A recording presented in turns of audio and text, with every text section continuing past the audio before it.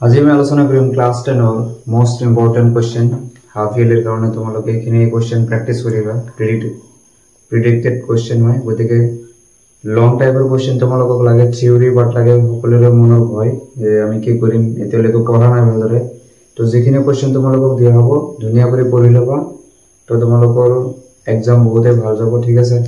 first question তো মই ইয়াতে পঢ়ি শুনাই আছো তোমালোকৰ স্ক্ৰিনত উঠি যাব ঠিক আছে মই বাৰে বাৰে লিখাৰ প্ৰয়োজন নপৰিব ইয়াতে আমাক কৈছে এটা আয়তক্ষেত্ৰৰ দৈৰ্ঘ্য তাৰ প্ৰস্থৰ 3 গুণ আয়তক্ষেত্ৰটোৰ কালি দিয়া আছে 432 সেন্টিমিটাৰ স্কয়াৰ হলে ইয়াৰ পৰিসীমা নিৰ্ণয় কৰা ইংলিশতো আছে তো তোমালোকে চাব পাৰিবা the length of a rectangle is 3 times its breadth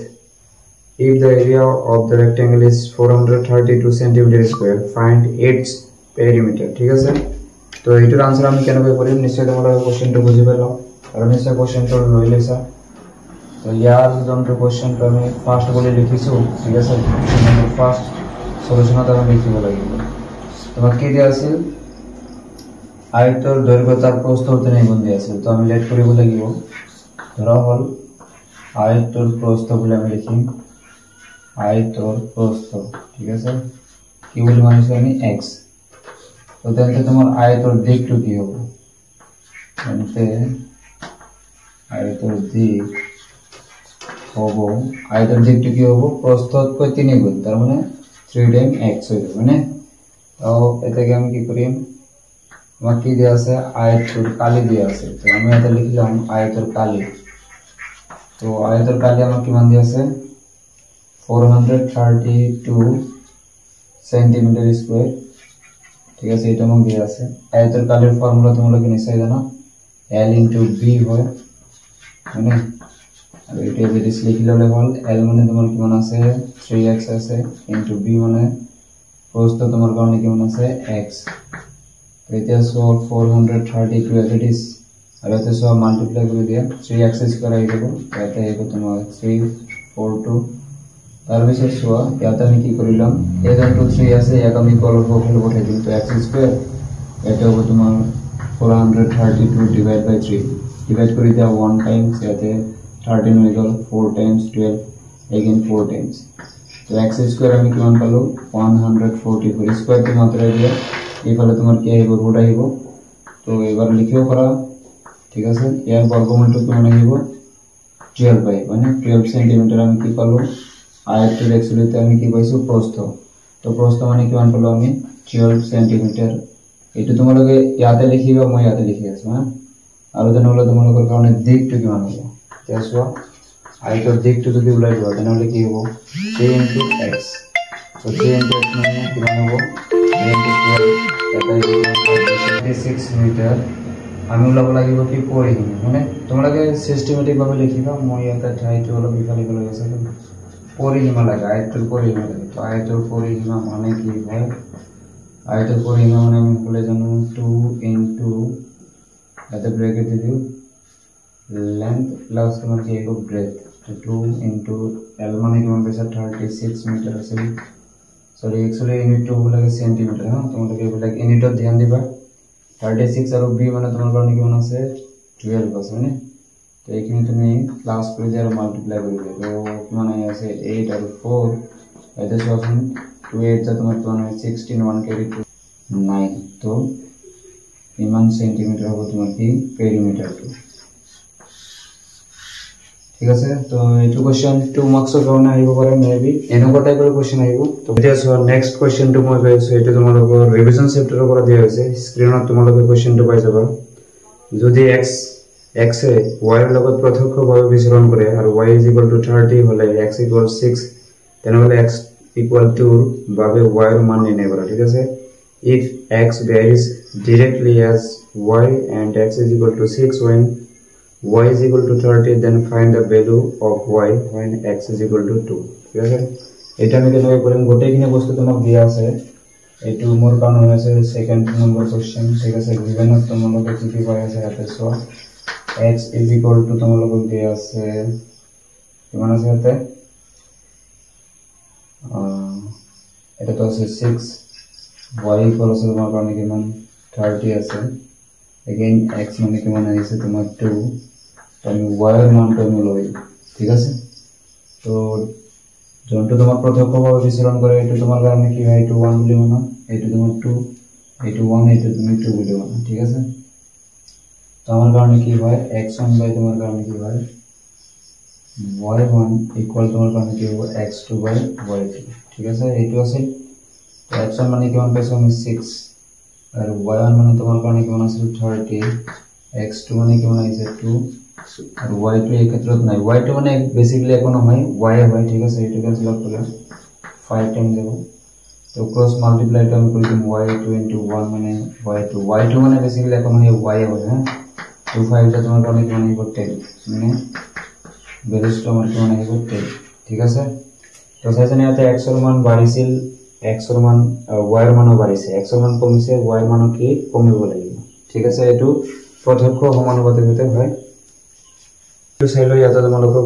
কি কৈছে কোশ্চেনটো তলৰ ৰৈখিক সমীকৰণ জোৰ সমাধান কৰা ঠিক আছে দুটা চলযুক্ত ৰৈখিক সমীকৰণৰ কোশ্চেন হয় বহুত ইম্পৰ্টেন্ট কোশ্চেন চাই লব তো ইকুয়েশন আমাক দুটা দিয়া আছে মই ইয়াতে শর্টকাট কৰি আছো তোমালোকে ডেসিমাল দেখা পাই আছা গতিকে 10 এৰ আমি ডিভাইড কৰিব লাগিব হয়নে তো আলটিমেটলি মই যদি 10 দিয়ে ডিভাইড কৰি দিও তো মোৰ হাতত আহিব এইটো ইকুয়েশন যোনটো আছে এইটো আহিব 2x ডিভাইড বাই 10 আহিব এইটো মই সলিউশন কৰি আছো ডাইৰেক্টলি তোমালোকে এজ ইট ইজ এবাৰ লিখি লবা প্লাস আহিব তোমাৰ 3y ডিভাইড বাই তোমাৰ 10 আহিব ইকুয়াল তোমাৰ 13 ডিভাইড বাই 10 আহিব সেম ইয়াতে হ'ব 4x ডিভাইড বাই 10 প্লাস তোমাৰ 5y ডিভাইড বাই 10 আহিব 23 ডিভাইড বাই তোমাৰ কিমান আহিব 10 আহিব ঠিক আছে এটা আমি এলসিএম ললে কি আহিব 2x প্লাস 3y ডিভাইড বাই তোমাৰ 10 ইকুয়াল তোমাৰ 13 ডিভাইড বাই 10 আহিব ইয়াতে এলসিএম তোমাৰ 10 আহিব তো 4x প্লাস তোমাৰ কি হ'ব 5y ইকুয়াল তোমার কি হবে 3 বাই 10 সো জিরোটা ইকুয়াল লব হলে 10 আছে হরত আর লেফট হ্যান্ড সাইডে আছে কাটি দে ডাইরেক্টলি তো ইয়ার পরে তোমার ইকুয়েশন হতে দা ইকুয়াল 2x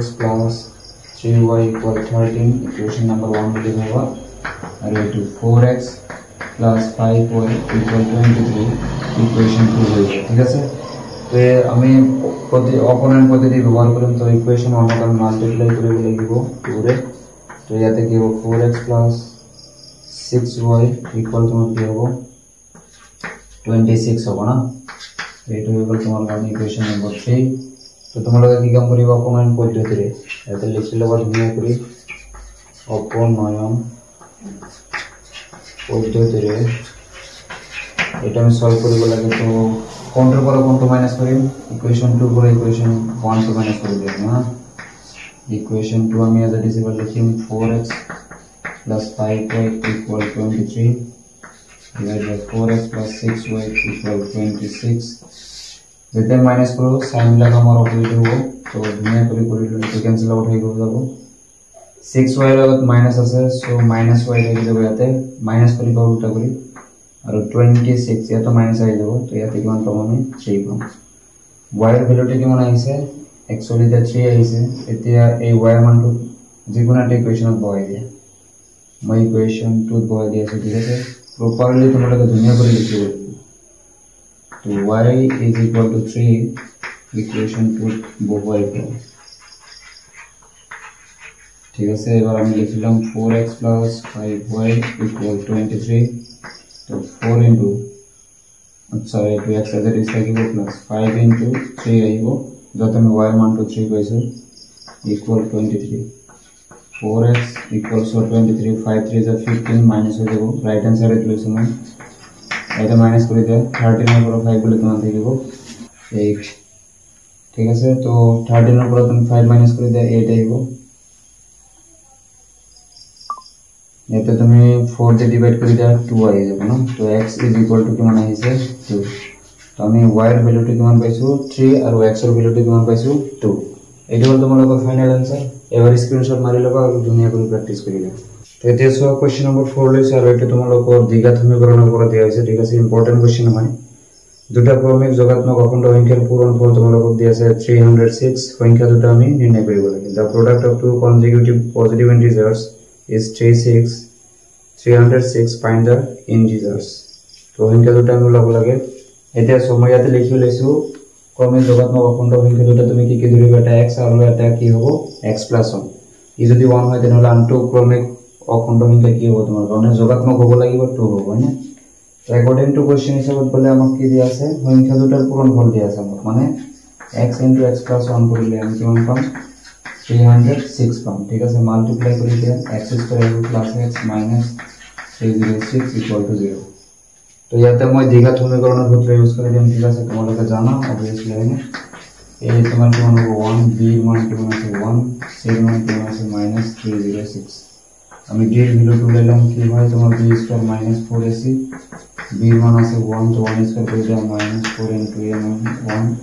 আৰু c মানে কিমান আছে -306 আছে 1² মানে 1 তোমালোকে জানা মাইনাস মাইনাস প্লাস আহি যাব 4 6 যা তোমাৰ কিমান হয় 24 2 ক্যাৰি হ'ব 0 তো ইয়াৰ পৰা 2 আহি যাব 4 3 যা তোমাৰ কিমান আহিব 12 আৰু 1 2 প্লাস কৰি দিলে গ্রেটার দেন 0 তার মানে আমার ঘন কেটা আহিব দুটা আহিব না তো মই এটো সাইডতে কৰি আছো তোমালোকে দুনিয়া কৰি সিৰিয়াল বাই স্টেপ কৰিবা না আমি x এর মান উলাম মাইনাস কি হয় b প্লাস মাইনাস তোমার কোন আহে d ডিভাইড বাই twice